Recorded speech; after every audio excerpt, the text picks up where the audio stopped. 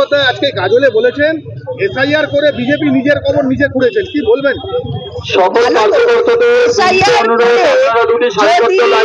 BJP তার নিজের কবর নিজে খোঁড়েন, তাহলে উনি পাগল হয়ে যাচ্ছেন কেন এসআইআরটা বন্ধ করার জন্য? এটা তো আমরা বুঝতে পারছি না। কবর খুঁড়ছি আমরা, পাগল হচ্ছেন উনি। আশ্চর্য বিষয়, এটা তো আমার জানা নেই। তো এটা বলতে পারি যে নির্বাচন কমিশন এসআইআর করছেন, আরো 12টা রাজ্যে এসআইআর হচ্ছে, বিহারেও এসআইআর হয়েছে।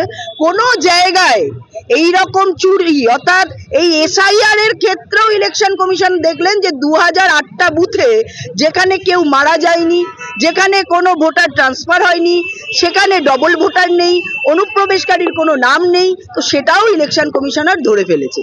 তো যদি বিজেপি কবর করে সেটা বিজেপিকে বুঝতে দিন। মমতা ব্যানার্জি কেন পাগল হয়ে যাচ্ছে এসআইআর বন্ধ করার জন্য, ওটা উনাকে জিজ্ঞেস করি। ভয় পাচ্ছেন উনি? অবশ্যই ভয় পাচ্ছেন।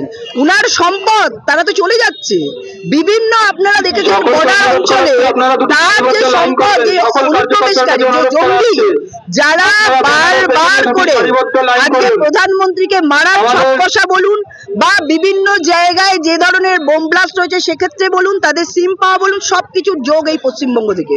অর্থাৎ এই জঙ্গিদের সেফেস্ট সিটি হচ্ছে পশ্চিমবঙ্গ। তো সেখান থেকে এই পশ্চিমবঙ্গকে বাঁচাতে আগামী দিনে 2026-এ মানুষ তার উত্তর দেবে।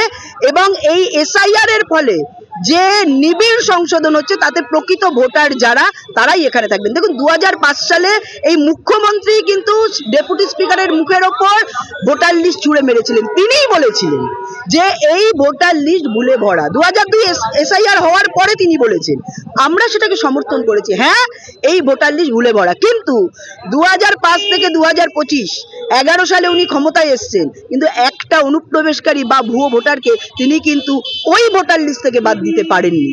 অর্থাৎ আরো এখানে সংযোজন করেছেন কিন্তু বিয়োজন করেন।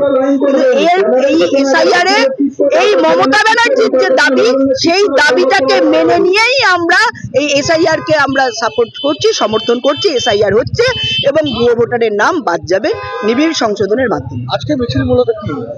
দেখুন